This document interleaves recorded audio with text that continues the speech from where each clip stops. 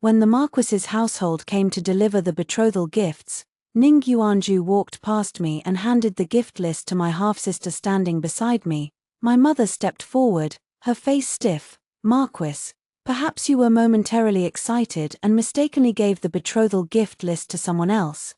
Unexpectedly, Ning Yuanju, who was betrothed to me, turned to me with a smile. "Yaoguang, His Majesty has dispatched me to garrison the northwest. Once I leave, I will certainly not return for at least 3 years. I know you are delicate and frail, and I cannot bear to have you endure the wind and sun by my side." At this point, his tone shifted. "So, I want Wanna to accompany me. Although she is the second daughter of the Xie family, she has endured hardships under your mother since childhood and is better suited to the frontier environment than you. Rest assured, this gift list is a reward for her. When I return, I will surely present double the betrothal gifts to marry you properly." He paid no heed to my embarrassed expression as he lifted Xie Lingwen onto the great steed. 3 years later, he returned to the capital on official duty, bringing his pregnant concubine sister with him. Glancing up and catching sight of me kneeling at the Empress's feet, he froze briefly before quickly darkening his expression. "Xie Yaoguang, I admit I broke my word back then, but Wanna is already with child. Even if you complain before Her Majesty the Empress today, I can no longer marry you." Hearing this, I was also stunned. It turns out he didn't know that the one sitting at the top was my mother-in-law. As soon as Ning Yuanju finished speaking, a gold-rimmed Yuhua green stone cup was thrown at his feet.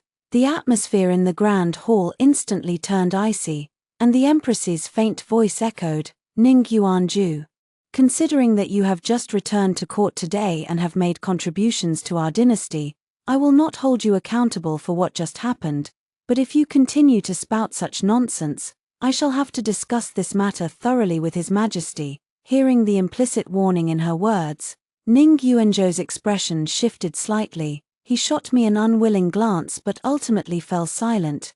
Yet the very next moment, Xie Lingwen, with her prominent belly, fell to her knees before the Empress with a thud. Her delicate face wore a pitiful, charming expression. Upon noticing my gaze, her body gave an exaggerated tremble. Your humble subject beseeches Her Majesty the Queen to grant justice."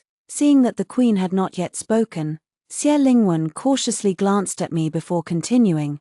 "Your humble subject knows that Her Majesty is my sister's great-aunt, and in some matters, you are bound to show her a bit of favor. I dare not harbor any wild ambitions. I only ask that, after my sister enters the household, she will allow me to remain by Brother Yuanzhou's side, even if it means serving as a foot-washing maid. Your humble subject would gladly accept it." After saying this, she looked as if she had been fished out of water, yet she was exceptionally pitiable. Seeing this, Ning Yuanju hurried forward, his eyes bloodshot as he roared at me, "Xie Yaoguang, Wanna is my woman now. Not a servant of the Xie family. In my eyes, you're not even worth a single hair on Wanna's head." Xie Lingwen was the illegitimate daughter born to my father and a prostitute in a brothel. If it were any other family's mistress, how could she tolerate her husband's child with a prostitute? But my mother has always been soft-hearted. Although she never treated Xie Lingwen as her own child, she never once deprived her of food or clothing. Who would have thought that in the end, she would cry to the world about how poorly my mother treated her, even fabricating stories of being a slave in the Xie household, fighting with dogs for food. I gathered my thoughts, glanced at him calmly, and let out a scornful laugh. "Ning Yuanju, has the isolation and desolation of the Northwest left your mind addled? When have I, Xie Yaoguang, ever said I would marry someone like you?" Ning Yuanju was taken aback, about to speak, when an elderly nursemaid hurried over in a panic, holding a small infant. "Your Majesty, something terrible has happened. The little imperial grandson has broken out in a rash for some reason." Upon hearing this, the Empress seated on the Phoenix throne lost all her earlier dignified composure. Her solemn face was now completely overtaken by alarm and fury. She rushed to examine the child. "What on earth is going on? How could you let this happen to the child?" The baby's little face was flushed red, and red rashes had already spread across the exposed skin. At this moment, even the crying had ceased. Xie Lingwen whispered something to Ning Yuanju beside them. And the man's expression immediately turned grave. Leah, my voice trembled as I hurriedly snatched the child from the old nanny's arms. But before I could get a clear look, the next moment my arms were empty. Ning Yuanzhou's steady, amused voice rang out. I had no idea that in the 3 years I've been in the Northwest, the crown prince had already married and had a child. He glanced at me indifferently, then placed the child in Xie Lingwen's arms. Seeing this, I cried out in disbelief, Ning Yuanzhou, what on earth are you doing?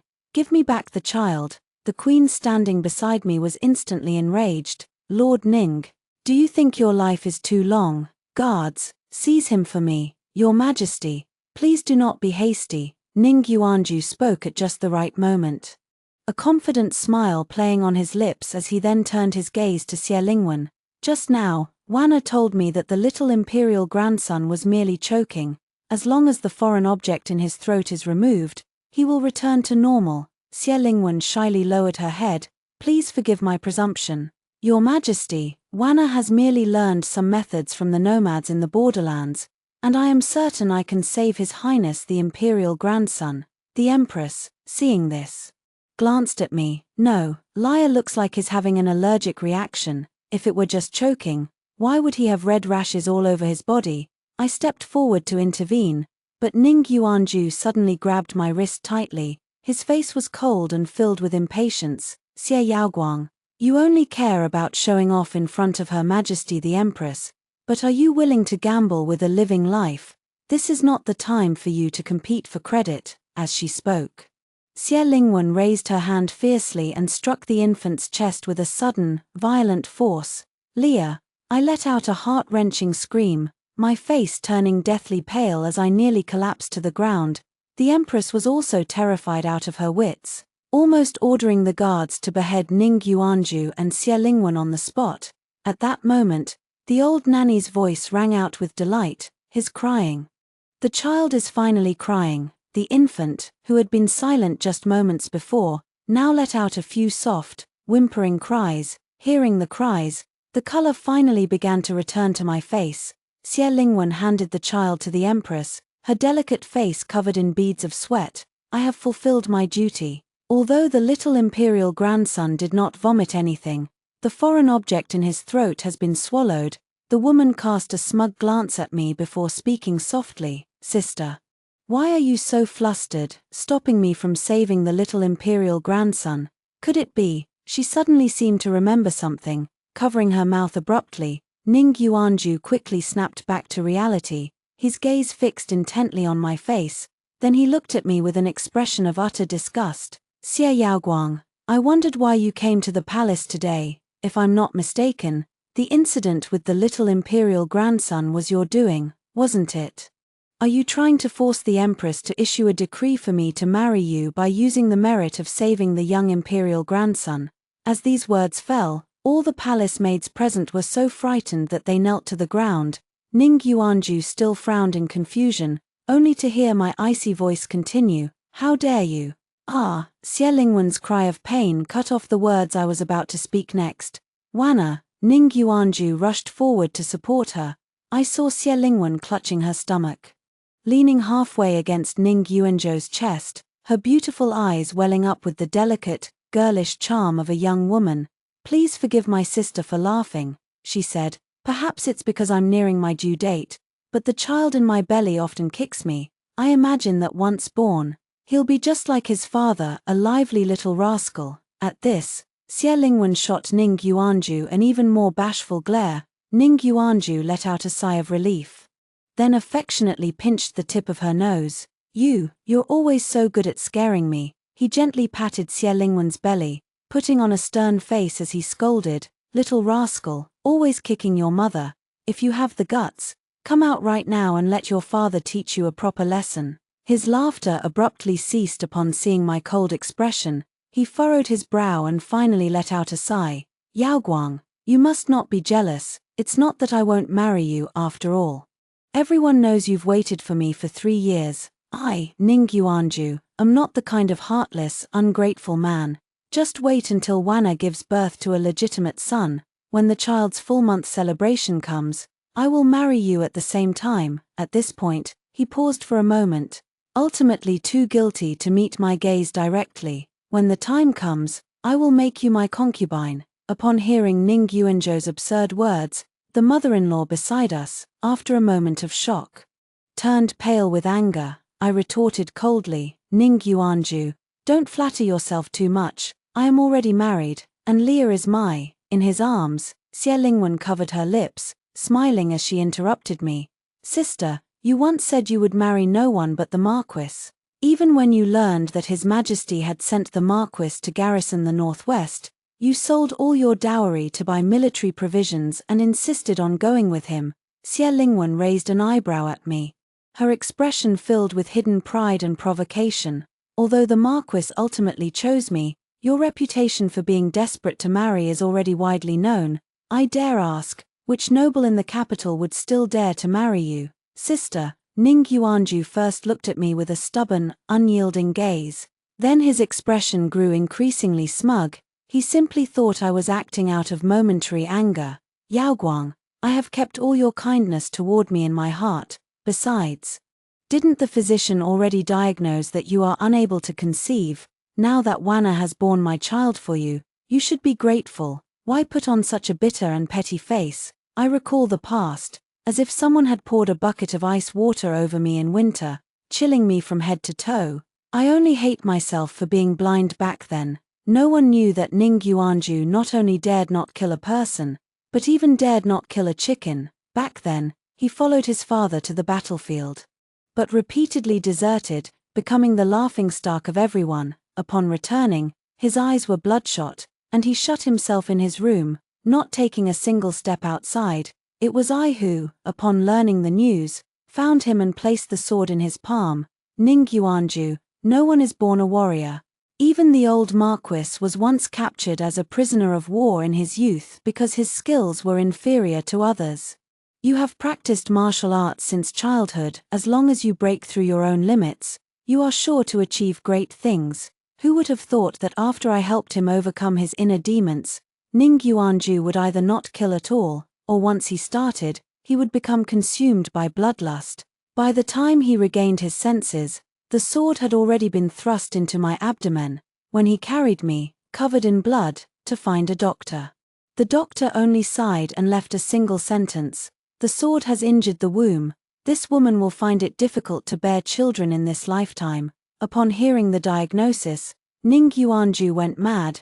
Thrusting the sword fiercely into his own abdomen, he said, Yaoguang, if I survive, I will never fail you from now on. Ning Yuanzhou survived, and having returned drenched in blood, he became a god of war on the battlefield, slaughtering enemies like cutting through hemp. It's just a pity that I never did get to wait for the day he would marry me. As my thoughts gradually gathered, I took my son from the Empress's arms. Only when my hands touched his warm little face did I regain a sliver of reality. But in the very next moment, I sensed something was wrong. Why haven't these rashes faded yet? My eyes suddenly widened, and my tone grew urgent. No, this must be an allergy. Call the imperial physician at once. I abruptly turned and asked the nanny loudly, Did you feed Leah any peaches? The old nanny's face turned pale, trembling as she knelt on the ground. This old servant has done nothing. I wanted to press further, but Xie Lingwen's voice rang out again. Sister, why must you make things difficult for an old nanny? How many people in this world are allergic to peaches?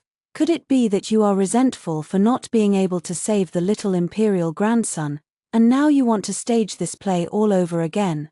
Ning Yuanzhou's eyes instantly darkened, and he gritted his teeth as he spoke to me. Xie Yaoguang, you've really gone too far. Just because you're allergic to peaches, you think the little prince is the same. Do you really think the little prince is your own child? I had no mind to pay him any attention and turned to give orders to my palace attendants. Summon the imperial physician at once. Go to my palace and bring the calcanthite from the box. Xie Lingwen, who had some knowledge of medicine, suddenly widened her eyes and tugged at Ning Yuanzhou's sleeve as she spoke.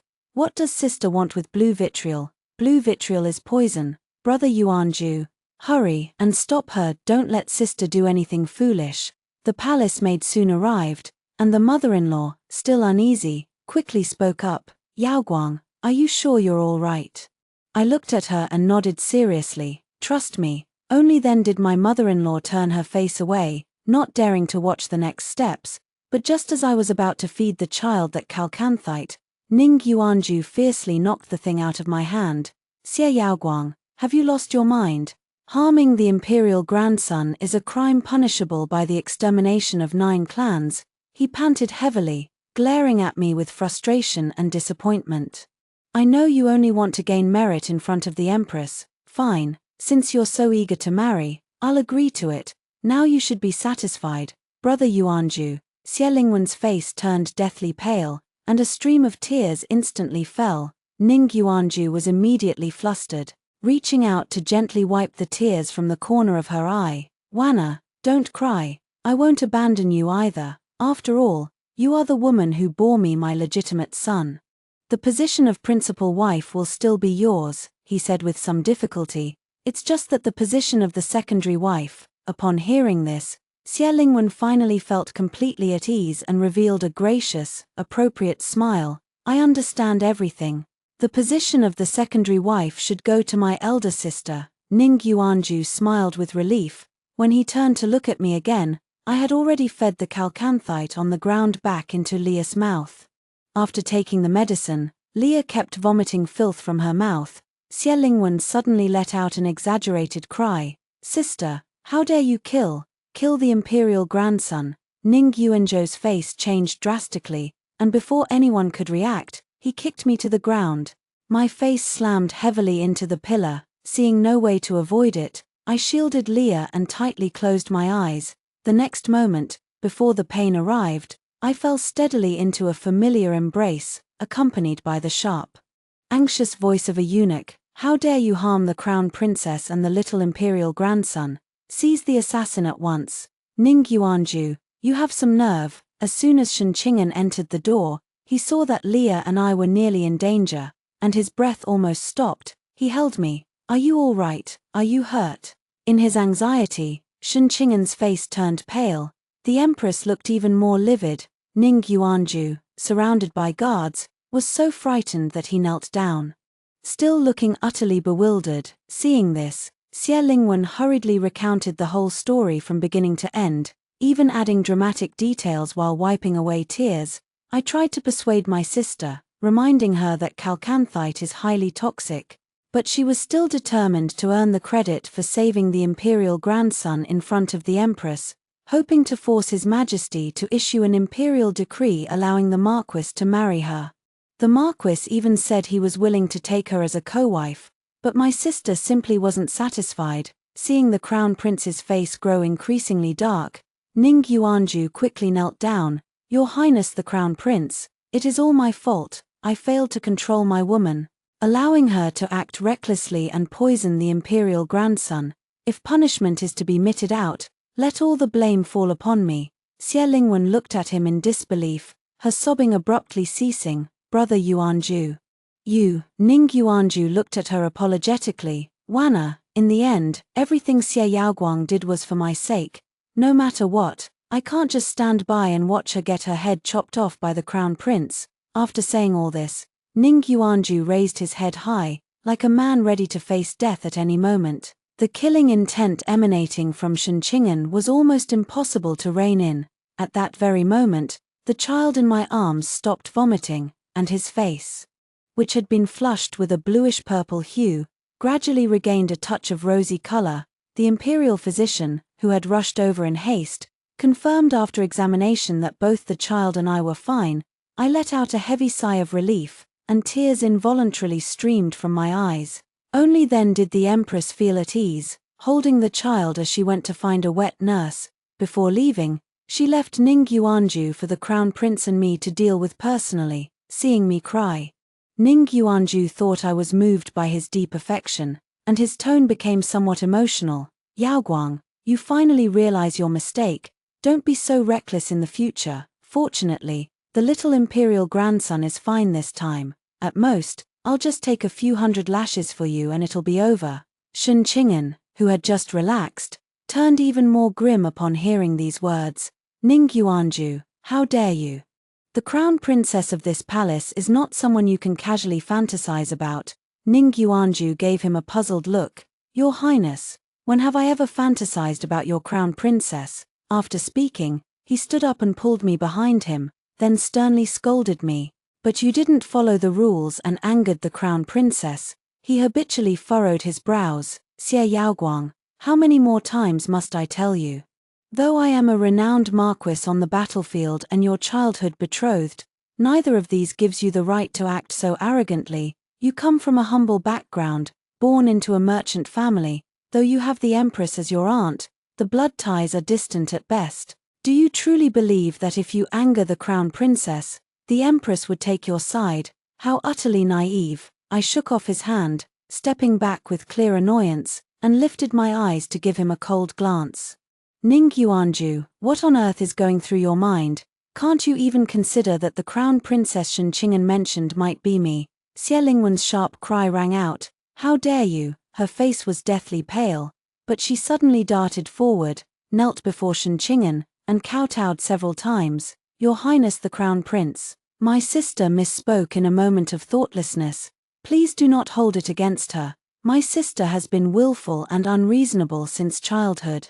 It's strange, but it's all because of our stepmother, who has always coddled her like a treasure in her hands, unlike me, who grew up with no one to rely on, experiencing all the hardships of life, and learned long ago to read people's expressions and act accordingly. Shenqingan's lips twitched, and the next moment, his cold voice rang out. Since you're so adept at reading people's expressions, have you noticed the murderous intent in my eyes toward you?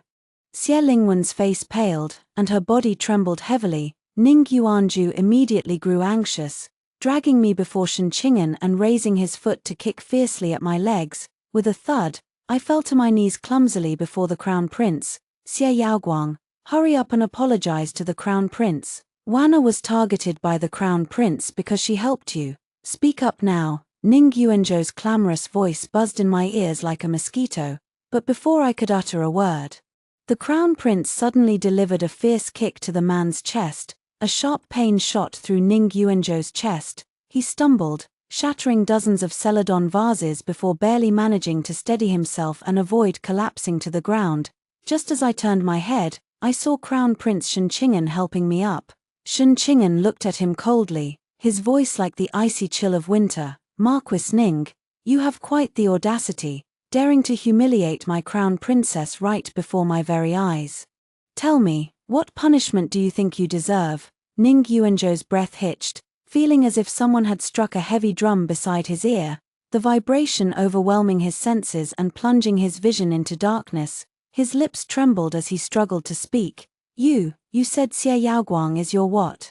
I leaned into Shenqingan's embrace, toying with the four-clawed python pattern on the man's collar, and gave him a mocking glance. Ning Yuanju, all you need to do is ask around. Who in the entire court doesn't know that I, Xie Yaoguang, am the crown princess? I married into the Eastern Palace 3 years ago. As these words fell, the aura of authority that belonged to me instantly radiated from my person. In the midst of Ning Yuanju's stunned silence, Xie Lingwen rushed forward with reddened eyes, her emotions running high. Impossible. How could you possibly be the crown princess, if you truly were?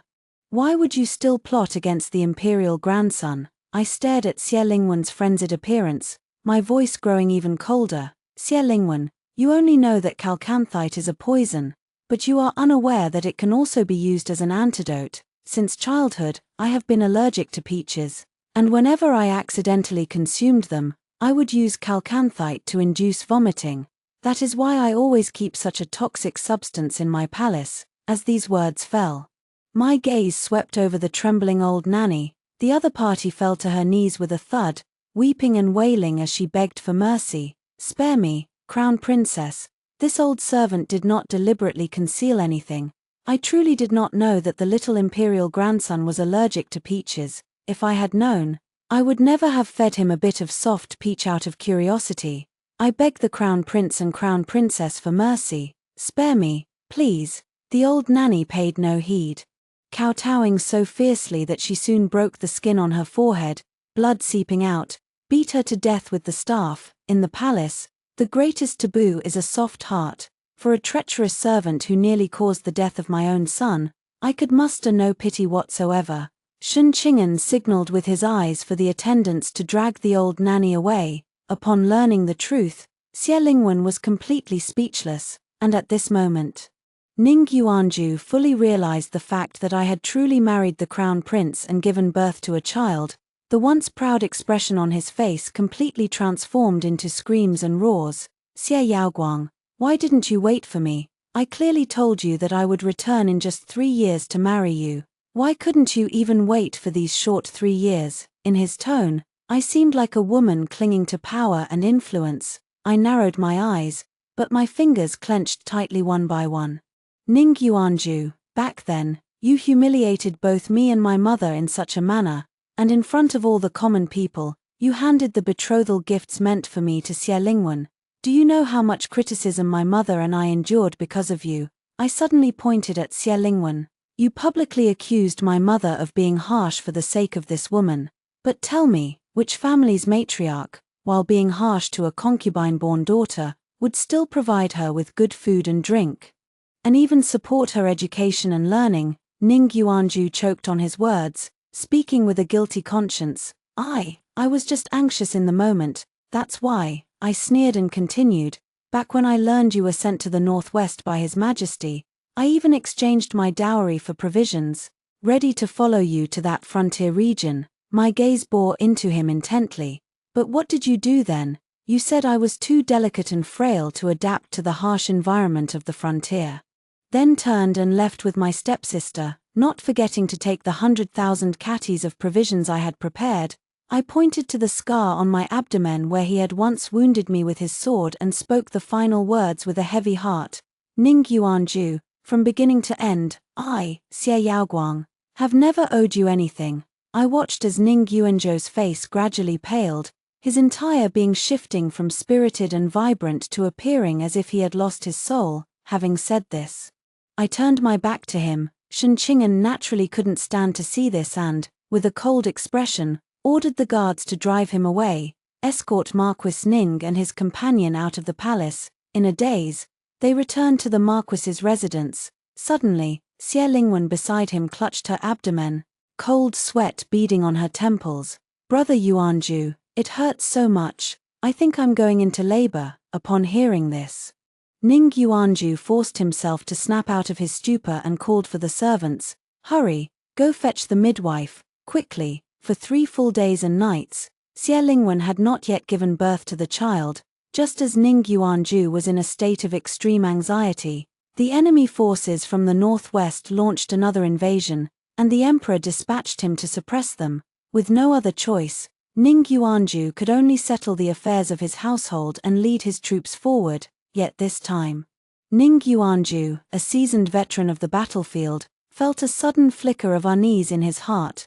The deputy beside him chuckled and spoke up. Lord Ning, those barbarians truly have not given up their wicked ambitions. Upon learning of your return to the capital, they sought to trample this territory. Unfortunately for them, they never anticipated our swift response. Now, with the 2 of us joining forces, we will surely leave not a single one of them standing. With that, the deputy raised his flag and charged forward. The moment the enemy's heads fell, Ning Yuanju suddenly shuddered from head to toe. The deep-seated fear he had suppressed in his bones since youth surged to the surface once more. He suppressed the scream that was about to rise in his throat, gritted his teeth, picked up his sword, and prepared to charge forward. Little did he know that the deputy general was fighting too fiercely, and with another swing of his sword, the enemy's scalding blood instantly poured over his head. Ning Yuanju could no longer hold back a scream and rolled off his horse. The deputy general, looking shocked, called out Marquis Ning while shielding him and blocking the enemy's broadsword. A battle that should have been won in 3 days was dragged out for half a month, and in the end, it was only through the deputy general's forceful efforts that victory was secured. On the way back, Ning Yuanju seemed to have completely lost his soul. Upon learning the reason, the emperor flew into a rage. If not for the deputy general's turning of the tide this time, he would have ordered Ning Yuanzhou's head to be cut off. As it was, he merely sent him back to his residence, ordering him to rest and recuperate. He only said that when Marquis Ning had the courage to pick up his sword and kill again, he could return to court to resume his duties. These words of ridicule made all the courtiers believe that Ning Yuanju had already lost the emperor's favor, and his future prospects were bleak. It wasn't until he was escorted back to his residence by palace attendants that a flicker of life returned to Ning Yuanzhou's eyes, remembering Xie Lingwen, who was still in difficult labor when he left. He immediately grew anxious and rushed to see her. Pushing open the door, the woman was instantly startled. Yuanju, brother. Ning Yuanju did not notice the unnatural expression on Xie Lingwen's face. Instead, after glancing around, he quickly grabbed the woman's hand. Wana, where is our child? Is it a son or a daughter? Seeing the woman's evasive gaze, Ning Yuanju thought she had given birth to a girl, though he felt a twinge of regret. He forced a faint smile and comforted himself with a self-deprecating remark, even if it's a daughter, it's fine. At least she won't inherit my condition of being unable to stand the sight of blood when she grows up. Xie Lingwen's body trembled even more with fear, and she stammered, Brother Yuanju, you must be tired from returning from the war. Wana will wash up for you and serve you to rest. How about that? The man furrowed his brows, only then noticing something unusual. And his voice immediately grew heavy. Wana, our daughter was born just half a month ago. Why isn't she by your side? I just found a wet nurse for the child. You know my body is weak, and I can't produce milk. Xie Lingwen forced herself to find an excuse. Hearing this explanation, although Ning Yuanju still had some doubts in his heart, he believed it nonetheless. But for 3 days in a row, he not only hadn't seen his daughter, but he hadn't even heard the sound of a baby crying. Ning Yuanju could no longer remain seated and demanded once more, Xie Lingwen, where is our daughter? As soon as he finished speaking, an elderly woman with graying temples rushed forward, crying out, My son, don't be fooled by this wretched woman. Mother, Ning Yuanju exclaimed in shock. Ever since father's death, mother had devoted herself to the solitary life of prayer and meditation, never once stepping out of the prayer hall. But now, how could she be here? The old lady cried out in despair while glaring fiercely at Xie Lingwen, whose face had turned pale. That wretch didn't give birth to your children, they're all the bastards of those savage brutes. Ning Yuanzhou's mind suddenly buzzed, and all the blood in his body seemed to freeze and rush to his head. Mother, what do you mean by that? The old lady pointed to the raised mound beneath the peach blossom tree. My son, to understand what your mother truly means, just dig open that grave and see. Xie Lingwen trembled all over, clutching Ning Yuanzhou's pant leg as she screamed hoarsely, Brother Yuanju, no, don't. Ning Yuanju had no time to care about such matters. He kicked her aside with a heavy foot and ordered his men to dig open the mound. Soon, the body of an infant who had died several days earlier was exposed before their eyes. The baby boy was plump and chubby, with dark yellow skin. The most distinctive feature was his unusually high and prominent nose, the tip of which curved slightly upward. When the eyelids were lifted, the withered eyes still faintly revealed an unusual pupil color, as if carved from the same mold as those barbarians. Ning Yuanju watched, his blood surging in anger, a clot of stagnant blood rising from his chest to his throat, spraying across the floor. Meanwhile, on the other side, I was playing with the lively and adorable Leah alongside the crown prince. Xianxia wrapped me and our son in his arms, the faint, elegant scent of pinewood on him bringing me a sense of peace. Crown Prince, the man quickly tapped my lips, feigning displeasure. How many times have I told you, in private, just call me husband? If you still can't remember, shall I help you deepen your memory? As he spoke, his lips pressed toward mine with a commanding force. We didn't linger for long. The baby in my arms seemed to grow restless, whimpering softly. I hurriedly pushed him away, my entire face flushed with embarrassment. Back when Ning Yuanju abandoned me and went to the northwest with Xie Lingwen, I received a message from my aunt, the Empress, in the palace that very night. My aunt said that Crown Prince Xianxia had long admired me and asked if I was willing to become his crown princess. At the time, I was shocked, as since childhood, I had only visited the palace a few times with my mother and knew very little about Crown Prince Xianxia. On the day I received the news, I admit I was indeed angry with Ning Yuanju, but as time passed, I was moved by Shen Qing'an's sincerity. When Shen Qing'an learned that my womb had been severely injured, he searched the world for all the renowned physicians and personally brewed medicine for me for half a year. Learning that I could not bear the cold, he slaughtered an entire mountain for me, hunting enough fox pelts to cover every floor of the Eastern Palace. While other palaces turned as cold as ice cellars in the harsh winter, mine remained as warm as spring all year round. These were things that Ning Yuanju could not give me, or perhaps could not afford to give. I had thought Ning Yuanju had given up and would not come looking for me, but that day, as I was holding Leah and chasing butterflies in the imperial garden, the man stumbled into my sight. Yaoguang, Ning Yuanju's voice was hoarse, tinged with a longing I hadn't heard in a long time. Seeing him, I instinctively held Leah tighter and casually waved my hand, signaling the palace maid standing nearby to go find the crown prince. Ning Yuanju gazed at me with infatuation, and upon closer inspection, I could detect a faint scent of alcohol on him. The man's originally handsome and masculine face had become unkempt and disheveled due to lack of care. If outsiders were present, they would surely not recognize him as the once flamboyant young Marquis Ning. "What are you doing here?" I spoke warily. Seeing my expression, he seemed even more provoked, striding toward me before tightly embracing me in his arms. "Yaoguang, don't push me away, I beg you." The man's voice trembled with deep desperation. In my arms, Leah erupted into loud wails, as if pleading for her mother's rescue. The next moment, I lifted my leg and kicked fiercely at his groin. With a sharp hiss of pain, he released me, crouching on the ground, veins bulging at his temples. I quickly soothed the frightened and crying Leah, speaking gently, "Don't be afraid, mother is here, mother is here." The infant's cries gradually subsided, and I cast a cold glance at Ning Yuanju. "Lord Ning, instead of staying at home with your beloved wife, what brings you here? Could it be that you still delude yourself into thinking I would become your concubine, or perhaps your equal wife?"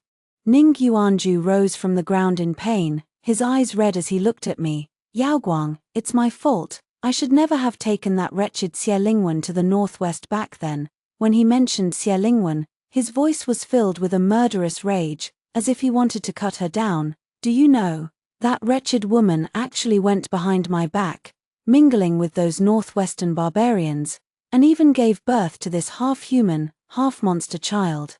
It's a good thing she was guilty and strangled that bastard before I returned to the capital. Otherwise, when I came back, I would have drowned both mother and child in the pond." Seeing the sinister expression on his face, a chill ran through my heart.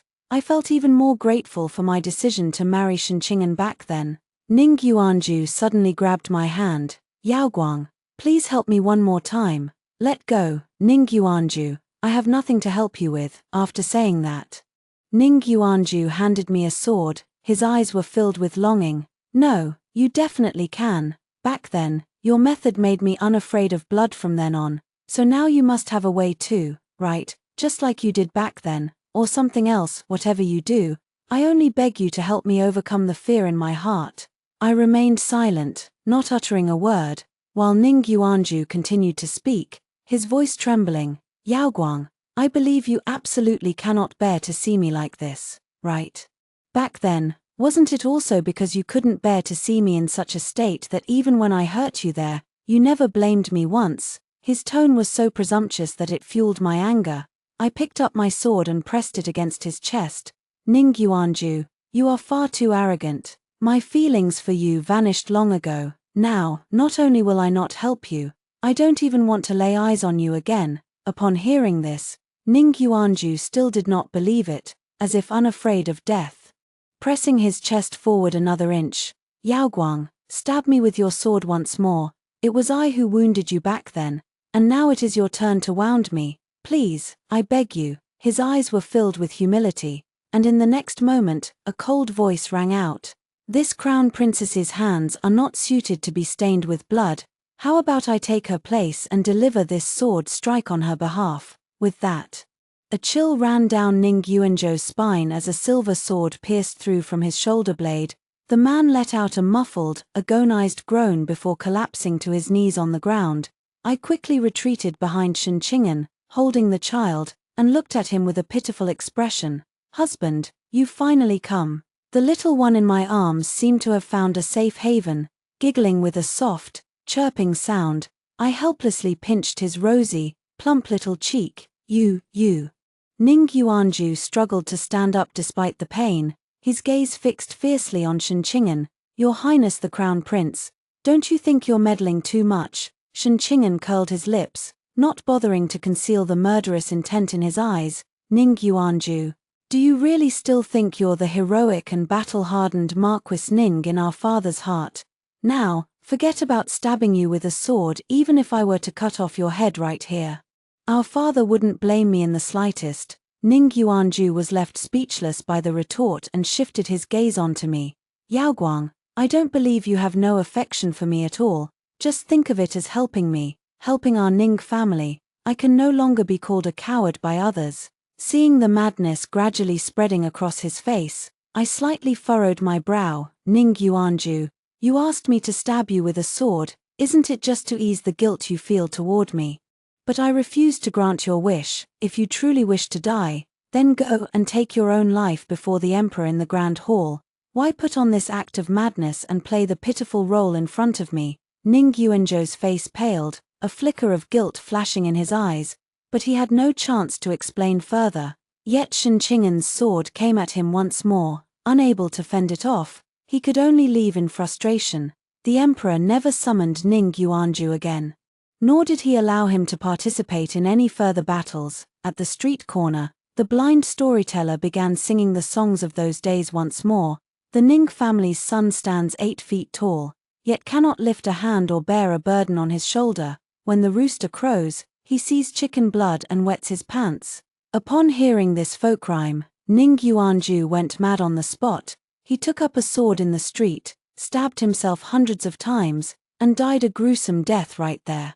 When the news reached the palace, I was holding Leah, singing a lullaby, but my mind involuntarily drifted to the vows Ning Yuanju had once made to me. Now, someone else has already done it for him. After hearing the first story above, what are your thoughts? Feel free to share your opinions in the comments section. Next, there is another similar story. Let's continue to see. In the 4th year of our separation, I saw Jiyu Yunxiao again outside the West Gate. He was the newly appointed 4th-rank prefect, warmly welcomed by the people. As he stepped down from the carriage with his family, Jiyu Yunxiao caught sight of me waiting in line to enter the city. He walked toward me, his gaze restrained. The wind is strong today. You may enter the city with me. The woman following closely behind him, dressed in luxurious attire, regarded me with a hint of wariness. I shook my head with a smile. No need, Lord Jiyu, you are an official. I am a commoner. We have long ceased to walk the same path. Once winter sets in, the winds in Xiguan cut sharp as knives. I tucked the blue floral cloth tightly, covering a full basket of medicinal herbs. Perhaps from the long journey, Jiyu Yunxiao's voice could not hide its weariness. Xianxian, why must you be so distant with me? Hearing this form of address from Jiyu Yunxiao made my body stiffen for a moment.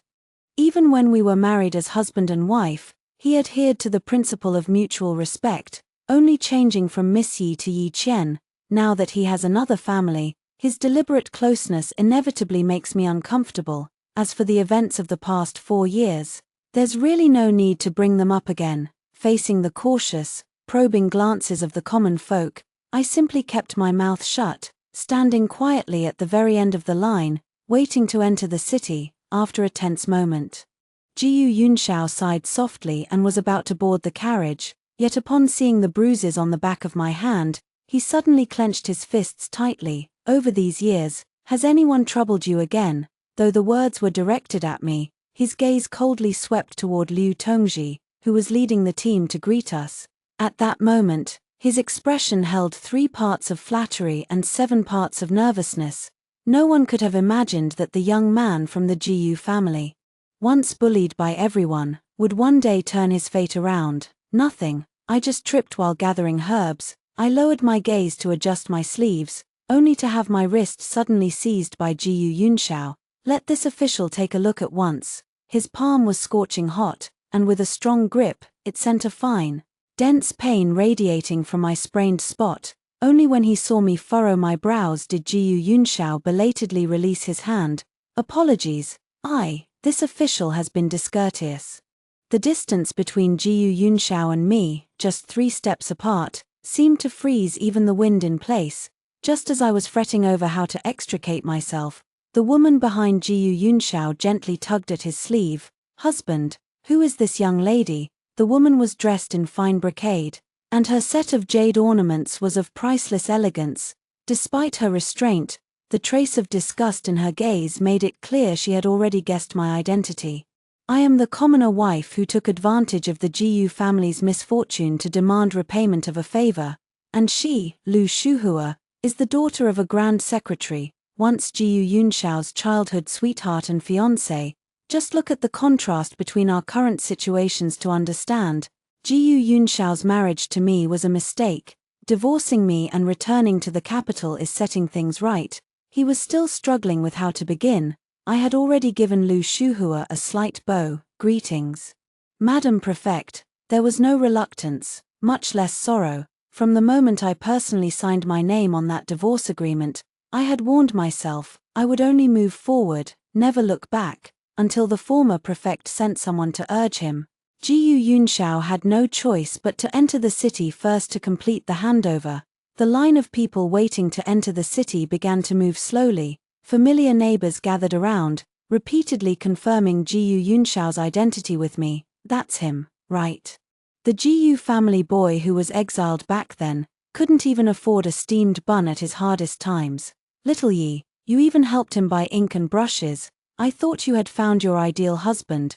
Who would have thought that as soon as the Jiyu family was cleared of their crimes, he left? He's soaring high now, not even 30 and already a 4th-rank official, with a future full of promise. In the end, everyone looked at me with an expression of frustration.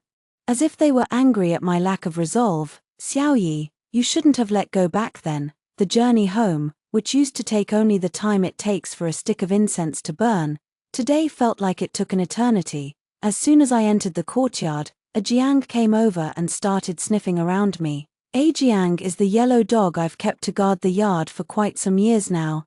I watched as it wagged its tail excitedly, skillfully picking up a piece of inkstone from the corner.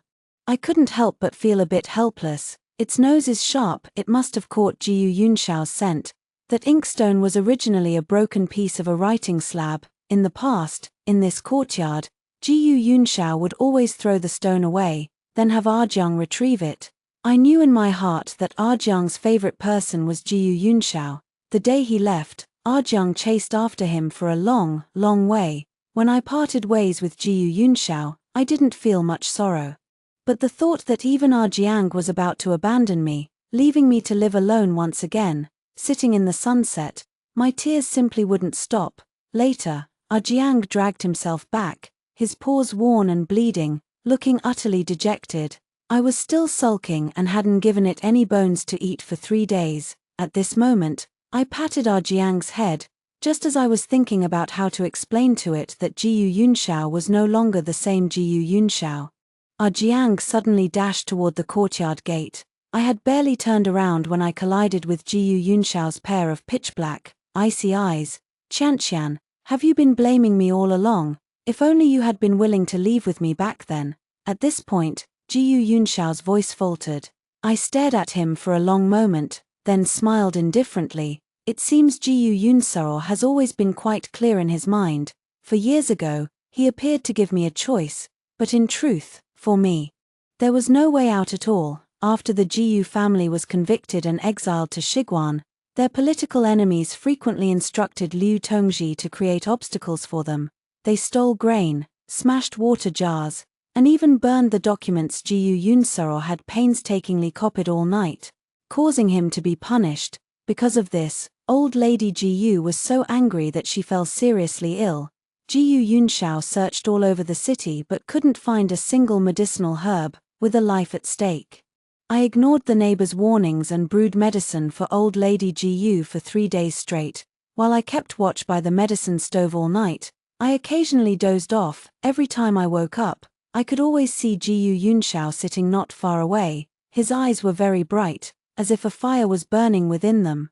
Because of this matter, Deputy Magistrate Liu sent people to trouble me quite often, and for a long time, I hadn't had a proper night's sleep. A few days later, Jiyu Yunxiao knocked on my courtyard gate, leading a yellow dog. From now on, with it guarding Miss Yi, I can rest a little easier, though his words remained distant. But thinking of how old Lady Jiyu said he was reserved by nature, I accepted this kindness. With Jiyu Yunxiao, I was always the one taking the initiative. From the very beginning, he would frown whenever I got close. In the end, he could even carefully identify several medicinal herbs by the scent on me. I thought Jiyu Yunxiao had already taken me to heart, but in the end, old Lady Jiyu did not survive the first winter in Xiguan. Before her passing, she repeatedly entrusted Jiyu Yunxiao. Xianxian is a good girl. She has done great kindness to our Jiyu family. Yunxiao, you must not let her down. For the first time, the ever-unyielding Jiyu Yunxiao's eyes reddened. Under the cover of my wide sleeves, I secretly took his hand. I thought I would never let go in this lifetime. Outside the courtyard, Jiyu Yunxiao was nearly knocked over by the excited Jiang. He picked up the inkstone and threw it far away, but Jiang was old and took a long time to run back. Jiyu Yunxiao's gaze swept over every object in the courtyard, as if with a touch of nostalgia. Xianxian, you and this courtyard haven't changed a bit. He wanted to say more, but I gently interrupted him. Jiyu Yunxiao, have you ever thought about it? Why is it that in your heart, you've always thought of me accompanying you to the capital, but never of you staying in Xiguan for me? Jiyu Yunxiao moved her lips, but couldn't utter a single word. The answer had long been in our hearts. Because he never considered Xiguan his home, and perhaps never truly saw me as his wife. From the day we left the capital, he had been like a walking corpse, forced to accept the unfolding of all events. It wasn't until the second year of our marriage that a letter arrived from the capital, a letter from Lu Shuhua. Only then did he come back to life. I knew Jiyu Yunxiao had returned to the Western Pass with another purpose, but I neither cared nor concerned myself with it. Only things I have truly possessed are worth my cherishing. Perhaps my attitude was too indifferent, for Jiyu Yunxiao never stated his purpose in the end. When he left, Jiang lay at my feet and did not follow him again. I spent the entire afternoon processing the freshly picked herbs. Before I knew it, evening was approaching, and I stood up to stretch my limbs. Just as I was about to prepare some food, I heard Jiang barking warily outside the window. Upon realizing the visitor was Lu Shuhua, I was momentarily taken aback. Out of courtesy, I still invited her into the house. The maids had to place 3 layers of handkerchiefs on the chair before this noble lady from the capital reluctantly took a seat. She examined me, her tone already carrying a hint of superiority. Regarding Miss Yi's matter, my husband has not kept it from me. I am not a narrow-minded person. I acknowledge that you have done the Jiyu family a favor. Back then, making you a concubine was my oversight, and indeed, I wronged you. Seeing that I remained silent, Lu Shuhua took a gift list from her maid. This list is prepared according to the standard for a principal wife, carefully drafted by me and Master Jiyu. Take a look.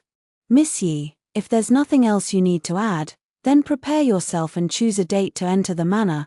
I took it and glanced over it. Indeed, every item was rare and precious. In Xiguan weddings, having just 1 or 2 such items is enough to be talked about for a long time, and I slowly closed the gift list. The magistrate's wife means for me to be a secondary wife. As Lu Shuhua had just nodded, I sneered and threw the booklet onto the table.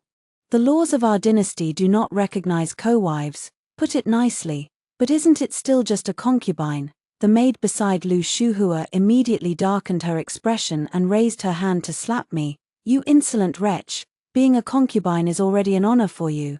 Do you actually think you could become the legitimate wife? Before I could move, Jiang had already rushed in and pinned the maid to the ground. The maid cried out in pain. Lu Shuhua was clearly frightened as well. Tumbling from her chair, "Help, someone, help!" Before the guards entered, I had already ordered Jiang to release her. Jiang knew her limits. The maid was not injured. Only her face had turned deathly pale from fright. A hint of mockery flickered in the corner of my eye. Back then, I refused to be a concubine. And today my answer remains the same. Madam Prefect, if there is nothing else, please return. Jiyu Yunsuro and I ended long ago. Lu Shuhua glared at me with hatred. Yi Qian. A lowly commoner like you putting on airs of nobility. Don't think I don't know what you're scheming. You just want to keep Jiyu Lang hanging like this, to make him feel guilty toward you. Guilty. The word grew more bitter the longer I chewed on it. Jiyu Yunsuro agreed to marry me on his grandmother's deathbed. But the Jiyu family was exiled to Shiguan, registered as a lowly status, and could not intermarry with commoners, coupled with the intervention of Deputy Magistrate Liu. Obtaining a change of status became exceptionally difficult. The redemption amount was more than 3 times the usual price. To gather this sum of silver, relying solely on me digging up ordinary herbs and treating people for minor ailments like headaches and fevers, it would take at least 5 years. Later, I ventured into the desolate desert 3 times before finally finding the priceless Sistanche Deserticola, after Jiyu Yunsuro was freed from servitude. She no longer had to endure humiliation or be ordered around by others. He became a teacher in Shiguan, respected by his neighbors, who often brought him surplus grain from their homes. Upon receiving his tuition fees, Jiyu Yunsuro went to the silver shop and had a hairpin made for me. He said that from now on, I would have one every year for my birthday, and the betrothal gifts he owed me would be made up sooner or later. When Jiyu Yunshao put the hairpin in my hair, the bronze mirror reflected the smile at the corner of his lips. In the 2nd year of our marriage, I went out to gather herbs. I hurried back as fast as I could, only to find that Jiyu Yunshao had completely forgotten my birthday. He was overjoyed, lost in the letter from the capital. At first, I thought only that the Jiyu family had hope of being cleared of their charges. Every time I helped my mother-in-law and sister-in-law with their work at the labor camp, I was filled with energy. And I felt that life was becoming more and more hopeful. But gradually, I noticed that something had changed. My mother-in-law, who had always been gentle with me, began to nitpick my every flaw. My sweet sister-in-law no longer slipped into my bed to whisper secrets. As I ground ink for Jiyu Yunshao as usual, he hesitated to write, letting a glaring ink drop fall onto the paper. Though we lived under the same roof, we were worlds apart. I didn't know Jiyu Yunshao had stopped teaching until the school children came looking for him. In the morning, I followed him out and watched him enter the finest mansion in the West Gate. The coachman outside the gate said the courtyard had been rented by a noble lady from the capital. The capital, that must be someone Jiyu Yunshao knows well. I think of those thick letters, as if Jiyu Yunshao and she always had endless things to say to each other. But to me, he is always silent. That day, I waited until evening and intercepted Jiyu Yunshao outside the door. Who is she? What exactly is your relationship? I struggled to maintain my composure, yet Jiyu Yunshao's indifference easily pierced through my defenses. She is Lu Shuhua, the daughter of the Grand Secretary, my childhood sweetheart and fiancé. Yi Qian, our marriage was a mistake. The one I should have married is her. At that moment, I looked at Jiyu Yunshao as if I had never truly known him, even though he was still wearing the patched robe I had mended with my own hands, even though before leaving, he had put down his bowl and chopsticks and said he would return home early. Then why did you marry me in the first place? I tried hard to keep my eyes open, but my lips trembled uncontrollably. Saving lives and curing illnesses, I never expected anything in return. I thought Jiyu Yunshao married me out of genuine sincerity, but he said, because it was grandmother's dying wish, and also, perhaps sensing that I was at the end of my rope. Jiyu Yunshao didn't press the topic further. With the Lu family's efforts in the capital, the Jiyu family will soon be exonerated. Shuhua has waited for me for many years. In terms of status, I can no longer let her suffer any injustice. Yi Qian, if you are willing, you can come to the capital with us and live together. Jiyu Yunshao spoke very tactfully. He intended to give the title of principal wife to Lu Shuhua, while I could only be a concubine. When Jiyu Yunshao pointed towards the capital, his expression was unusually vivid. The Jiyu family's mansion in the capital is very large. You can plant your favorite herbs there. The liveliness of the capital is far beyond what a remote town like Shiguan can compare to. We can go see the lantern festivals. Visit. No need, I interrupted him calmly. Jiyu Yunshao. Let us part ways. Jiyu Yunseo visibly let out a sigh of relief. After delivering the divorce agreement to the Yamen, I went to the labor office as usual to help out. Because old lady Jiyu had genuinely treated me well, I was willing to regard her relatives as family. After the Liu family stepped forward, Assistant Prefect Liu no longer dared to play any tricks, and the work remained relatively light. When I felt weak and suspected I might be pregnant, before I could confirm it, I was pushed into a deep well. The sister-in-law who always sweetly called me sister-in-law revealed a terrifying face at the mouth of the well. Yi Qian, blame yourself for blocking my brother's path. I soaked in the icy well water for an entire night, checking my own pulse over and over until the slippery pulse turned faint, and I broke down in tears. I lost both parents at a young age and was raised by my master. After my master passed away, I remained all alone.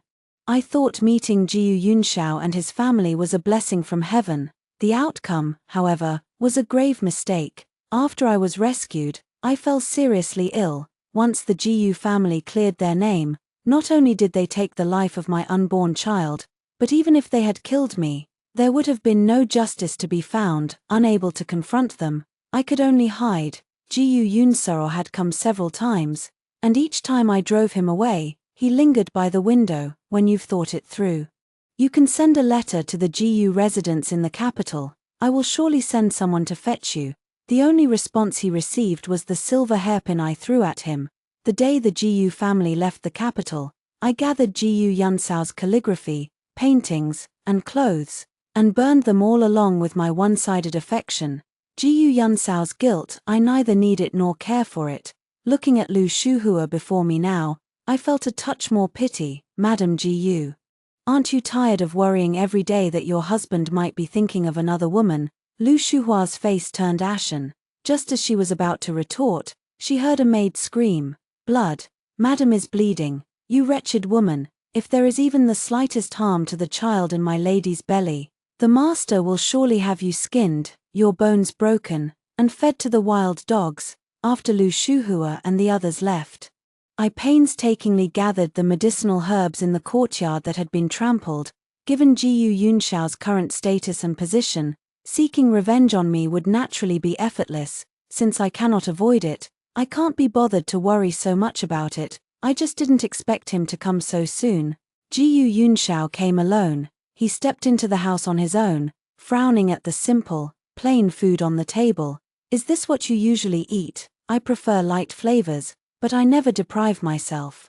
For example, this brown rice porridge is sweetened with sugar and astragalus I grew myself, making it perfect for women to gently nourish their qi and blood." Has Lord Jiyu come to demand an explanation? I picked up the bowl and began sipping the porridge. In my former mother-in-law's eyes, vulgar habits were something I never intended to change. Yet, Jiyu Yunseo's eyes held a trace of nostalgia. He took a seat across from me. "Shuhua's child is fine. She's been spoiled by her father and brothers in the capital." After a pause, Jiyu Yunseo brought up that matter again. "But she means well. The world is already harsh on women, and you've been married once before. Shuhua is willing to treat you as an equal wife. So I should accept it with gratitude." I set the bowl down, making a sound that was neither too loud nor too soft. "Jiyu Yunseo, have you lost your mind from reading too many books? Lu Shuhua revived the Jiyu family from the brink of collapse and gave you boundless prospects. It is you who should be grateful to her. Yet you use the 3 obediences and 4 virtues to pressure her into being magnanimous, making her pay for your guilt." Harsh words are never pleasant to hear. Jiyu Yunseo naturally showed a displeased expression. "Yi Qian, don't speak to me in anger anymore. Out of all the good postings available, I specifically chose to return to Shiguan all for you." I chuckled softly, thinking to myself that after a few years apart, he had only grown more hypocritical. "If it's for my sake, Lord Jiyu, it would be best for you to be a good official for the people of Shiguan and keep a respectful distance from me, like well water not intruding on river water." Without giving Jiyu Yunseo any chance to retort, I cut him off with my words. "If Lord Jiyu wishes to use the rest of my life to ease your own troubled conscience, that would be repaying kindness with ingratitude. In the past, he always had little to say to me. But now I have come to realize that I too possess a sharp tongue. Jiyu Yunxiao's expression shifted repeatedly. After a long while, he finally took a deep breath. Regardless, Shuhua was frightened today. Come with me to apologize to her, and we'll let this matter rest. Jiyu Yunsaro didn't expect me to agree so readily. In the carriage on the way to the magistrate's office, he mentioned the banknotes, jewelry, and clothes he had sent me over the years, and the rouge from Ziyun Tower in the capital, specially supplied to the noble ladies of the palace. I don't understand why he didn't leave it for Lu Shuhua. Jiyu Yunxiao knew full well that I never cared for such things. And even though the silver notes, jewelry, and clothing were all donated to the school, they still brought me a lot of gossip. Over the past 4 years, many people in Shiguan have pointed at me and called me shameless. They say I gave up my position as the lawful wife for the sake of wealth and status, willingly becoming Jiyu Yunxiao's mistress. I don't care what outsiders say. In the end, it's still a roof over my head and 3 meals a day. Nothing much changes. The carriage stopped at the side gate of the government office. After Jiyu Yunxiao got off, he naturally reached out to help me down. I paid no heed and jumped down from the other side. The government office was in some disarray, with servants busily moving large items back and forth. Lu Shuhua was now lying in the main room, where the stove was burning hot, and her complexion looked much better. Husband, Missy surely didn't mean it. And the doctor also said I'm not seriously hurt. Before Jiyu Yunxiao's expression could soften, the long-faced woman beside her snorted coldly. Our young lady is the apple of her parents' eyes. She's never even scraped her skin in the capital. If the young master allows this lowly woman to bully our young lady, the master will be displeased when he finds out. Lu Shuhua's dowry attendant, Granny's son, kept calling her lowly woman, her words laced with threats. Jiyu Yunxiao's face grew darker and darker as he listened. Didn't Yi Qian come to apologize to Shuhua? An apology is enough. She nearly caused my young lady to die with her unborn child. Old woman's son's voice grew sharper and sharper, grating on the ears. This shameless woman must kowtow 3 times and bow 9 times to the young lady, and then slap her own mouth 30 times, so she can remember this lesson. As she spoke, Granny's son took it upon herself to call the servants in. I stood still, but Jiyu Yunxiao had already stepped in front of me. Granny's son, I respect you as Shuhua's wet nurse. But if you dare to act recklessly again, don't blame me for being impolite. Old lady's son clearly didn't expect Jiyu Yunxiao to intervene and was momentarily taken aback. It was Lu Shuhua who suddenly choked back a sob. Husband, if something truly happened to me today, would you still protect Miss Yi? Have you forgotten that it was I who threatened my father by cutting off my hair, forcing him to clear the Jiyu family's name?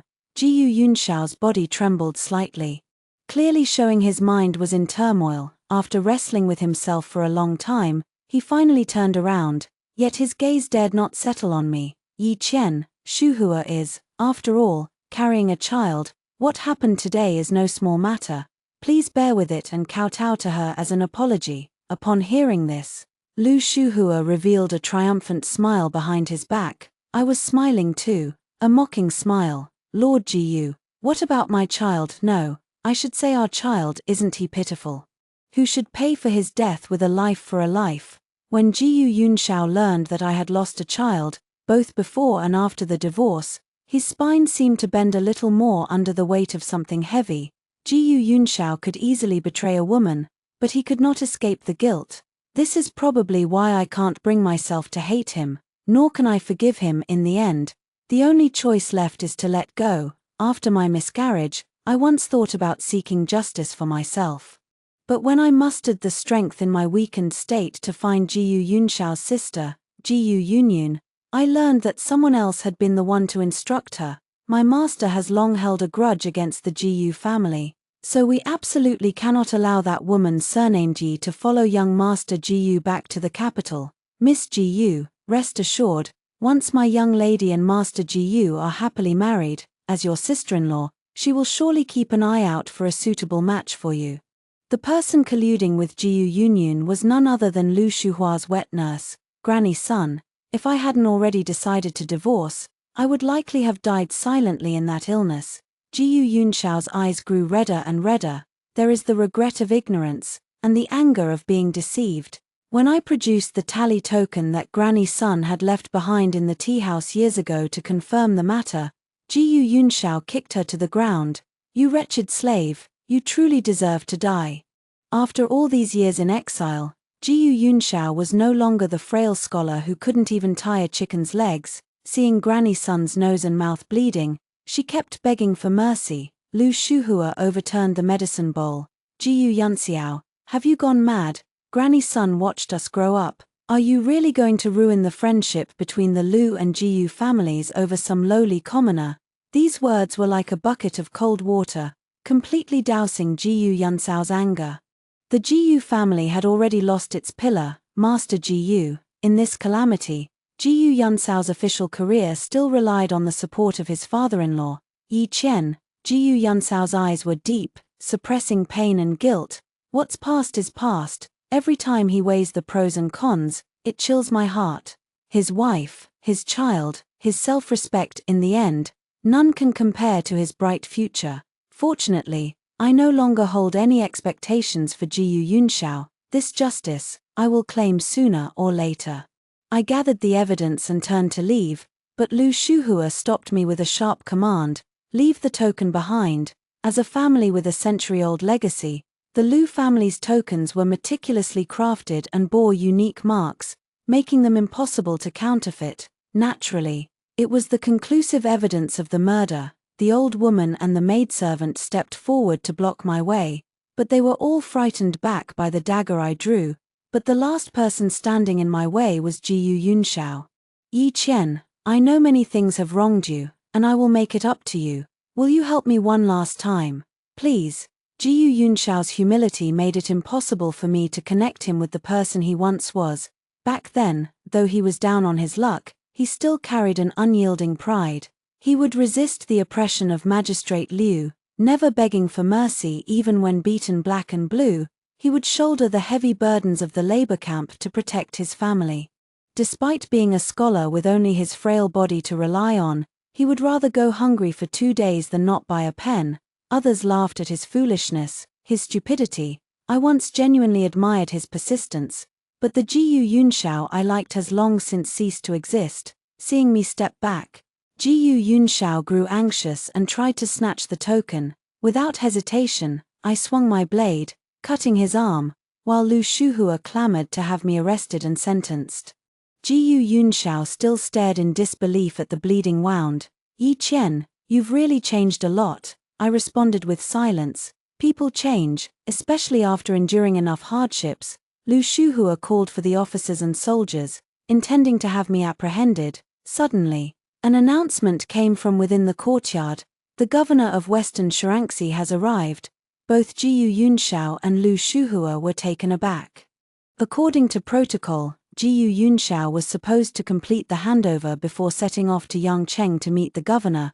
Husband, go change your clothes quickly. Don't be discourteous. Lord Shen, the governor of Western Xianxia, is the elder brother of the current prime minister. Even my father wouldn't dare offend him. Lu Shuhua turned her gaze and ordered someone to quickly drag me away. Just then, a stern shout came from outside. Who dares lay a hand on her? The old man had a lean and gaunt figure, having long held a high position. His authority was felt even without anger. Jiyu Yunxiao and Lu Shuhua hurried forward to pay their respects. Seeing me walk toward the old man, Jiyu Yunxiao grew anxious in the moment. Yi Qian, come back. Mind your manners before the governor. Lu Shuhua wore an expression of someone ready to enjoy a spectacle. Yet it crumbled the moment I skillfully supported the old man's arm and called him father. Impossible. How could a lowly commoner like you possibly know the governor? Even Jiyu Yunxiao froze, his eyes trembling as if he were earnestly pondering whether I had kept something from him in the past. I smiled, knowing in my heart that I had done the right thing by leaving him back then. After Jiyu Yunxiao left, I spent some time in a daze, all alone, until an old man knocked on the courtyard gate. The old man claimed to be an old friend of my master, suffering from a serious illness and had come specifically seeking medical help. Unaware that my master had passed away many years ago, The one ingredient missing from his prescription was precisely the Sis&Wanted desiticola that I had risked my life to gather years ago, and the location where this herb grew was recorded in the notes my master had left behind. I retrieved the herb without incident and declined the old man's generous reward of 1,000 gold pieces. Because my master had instructed before his passing that if any old friends ever came to the door, I should help them if I could. Who would have thought the old man was Shen Wuhui, the newly appointed governor of Western Xianxia? Over the years, I often traveled between Xiguan and Yangcheng to deliver medicinal herbs to him and help regulate his health. Governor Shen never married in his life, so he took me in as his adopted daughter.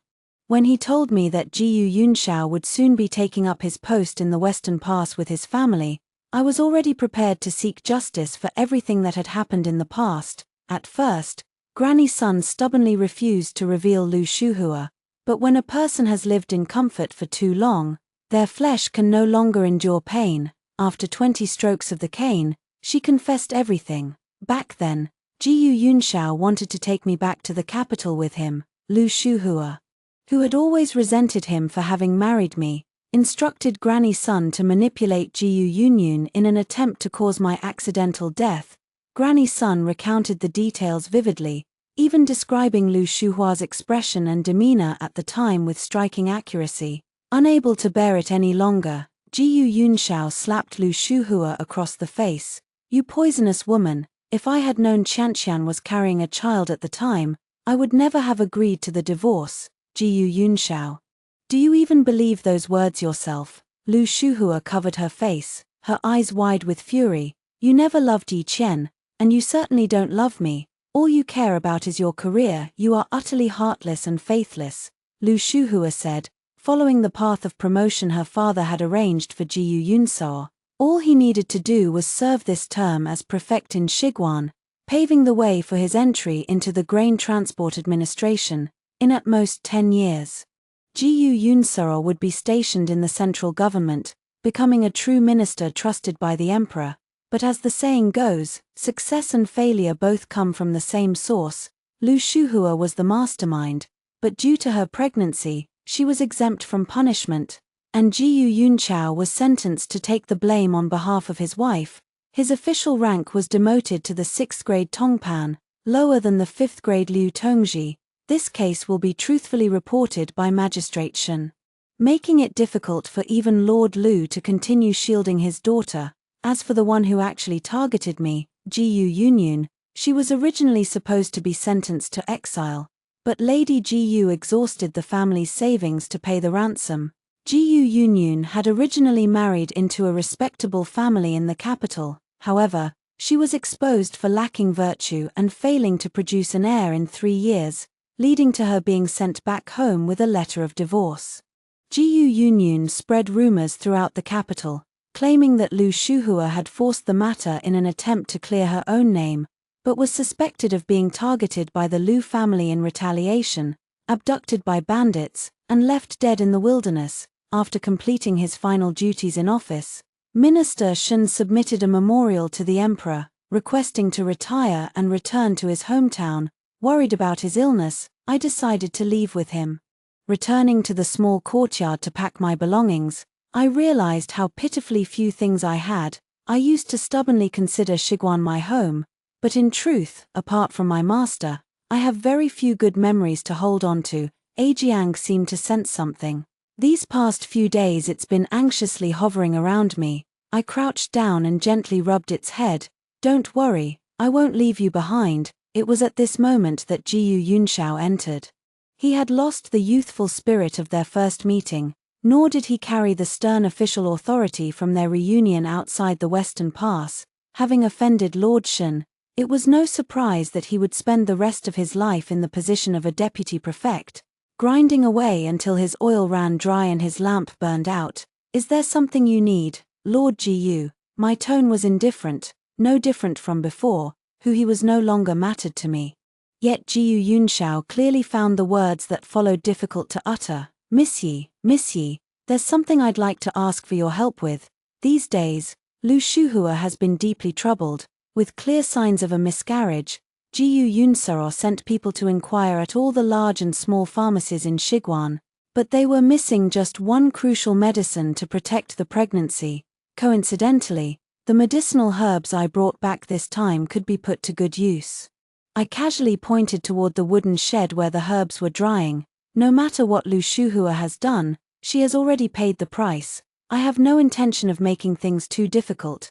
Jiyu Yunxiao expressed her thanks but remained standing in place, hesitating to leave. I heard you're leaving Shiguan. Yeah. I packed my clothes without looking up. Lord Shen's hometown is in the Huguang region. That area is rich in medicinal herbs and has convenient water transport. Opening a medicinal herb shop there would likely be a good idea.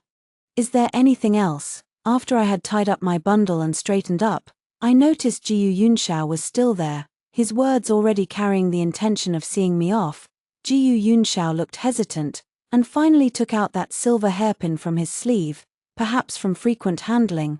The originally plain silver hairpin now exuded a warm, gentle luster. Is this the payment for the medicine? I smiled as I took it. My heart still holding on to the flutter I felt when I first received a birthday gift. The neighborly aunt said, "A man who earns 1 copper coin but is willing to spend 2 on you can never be wrong." I once thought Jiyu Yunxiao was exactly that kind of man, but in the end, it's always hard to withstand the fickleness of the human heart. Whether it was out of guilt or insincerity, it's all in the past now. I picked up the wooden mallet and hammered the hairpin back into its original form, a silver ingot. Traveling requires some loose silver for expenses. The joy in Jiyu Yunxiao's eyes, which had sparked when I took the hairpin, slowly faded away. If I had stayed in Shiguan back then, would our child already be attending school by now? He could have learned about medicinal herbs from you, studied literature and writing with me, advancing to pursue an official career in the court, or retreating to wander freely across the land. Such simple, attainable peace and prosperity. Why did I keep pushing it further and further away? Hearing Jiyu Yunxiao mention a child sent a sharp pang of pain through my heart. What I lost back then was far more than just a child. Soaking in ice water overnight and miscarrying left me deeply chilled to the bone. In this lifetime, I will never be able to have a child of my own again, but perhaps that's for the best. I can't even see through a man clearly, so how can I talk about raising a child well? It's not bad to live a life free from constraints, like Master and Lord Shen. Even if there are regrets in the end, that's perfectly normal. After all, it's rare for life to be perfect. Jiyu Yunxiao, I didn't want to hear any more, so I had to speak up to remind him. Father has already retired and returned to his hometown. No, Xianxian, you've misunderstood. I don't mean anything else by it. Jiyu Yunxiao was eager to explain. This time, he wasn't pleading for his career. I stopped what I was doing and, for the first time since our reunion, looked at him carefully. Jiyu Yanxiao, your desire to advance, to climb higher, has never been wrong. You may seek help from others, or rely on yourself, but you should never exploit and trample upon genuine sincerity. If you cannot even love one person, how can you speak of being a good official who loves the people? Lord Shen only blocked Jiyu Yanxiao's shortcut. How far his political career will go in the future depends entirely on himself. Yi Qian, will you come back then? Before Jiyu Yunxiao left, he asked one last question. I thought about it carefully, and the answer is, not necessarily. I might develop a reclusive mindset because I cannot adapt to the prosperity within the pass. At that time, I would probably choose to return to the Western Pass. The wind and sand here are the soil I cannot bear to part with. But I might also linger in the vast world and among all kinds of people, for where my heart finds peace is home. The Shen family caravan set out from Yangcheng, passing through the Western Pass. Ajiang excitedly ran along for a while before jumping onto the carriage, exhausted from the effort. Hearing it bark twice toward the rear, I lifted the carriage curtain and saw Jiyu Yunxiao standing far away on a hill. The morning haze made it hard to see his face clearly. This time, it was he who stayed behind, it was I who left. Only upon reaching Huzhou did I understand why Lord Shen had insisted on my coming along. The 2 adopted sons he had taken in earlier were now, one a high-ranking provincial governor, and the other the wealthiest man in Huguang. They have publicly claimed to have hidden ailments, and over the years, they have managed to dissuade countless well-matched young ladies. Lord Shen was also in a difficult position, fearing that the family's shame would be exposed, so they sent me, a family member, to return and diagnose my two elder brothers. Watching them exchange knowing glances, I didn't expose them, but after deceiving Lord Shen for so many years, I also had to swallow a couple of bitter pills myself. Lord Shen loved fishing, so I handcrafted nearly 10 different types of bait, ensuring he returned with a full catch every time, even at the dinner table. His criticism of my two elder brothers' lifelong matters grew less harsh. Though we shared no blood ties, we gradually began to live like a true family. Thanks to the convenience of the Shen residence, my medicinal herb shop opened smoothly. In business, it's inevitable to have both gains and losses, but the herbs shipped from the Western Pass via canal transport were all of excellent age and quality. By chance, I chatted with the boatman from that area and learned that Jiyu Yunxiao had resigned from his official post a year ago. He not only bought my courtyard but also revived the nearly abandoned herb garden. He personally led teams into the mountains and forests to gather rare medicinal herbs. No matter how high the price offered by traders, Jiyu Yunxiao always sold them to my pharmacy at a low cost. In his spare time, he returned to the school to teach. Hearing the boatman say that Jiyu Yunxiao had saved up his tuition fees to have a hairpin made at the silver shop, I was taken aback for a moment, then smiled faintly. That must be for his wife, shopkeeper Yi. You don't know, his noble wife had a miscarriage the year before last and then divorced him. Returning to the capital, I heard her family arranged another marriage for her, to a minister over 50 as his second wife. When it came to gossip, all the boatmen from every direction gathered around to listen. I returned to the shop, absent-mindedly flipping through the account books. My mind was preoccupied with the floods in the south. I needed to gather medicinal herbs for epidemic prevention as soon as possible, just in case. After days of overcast and rainy weather, once the skies cleared, the herbs piled up in the storeroom would all need to be taken out to air and dry. There are too many things to do. As long as you keep moving forward each day, you will eventually witness every sunrise and sunset. After hearing the two stories above, what are your thoughts? Feel free to share your opinions in the comments section. Looking forward to hearing from you. If you like this story, don't forget to like it, share it, and subscribe to my channel. See you next time.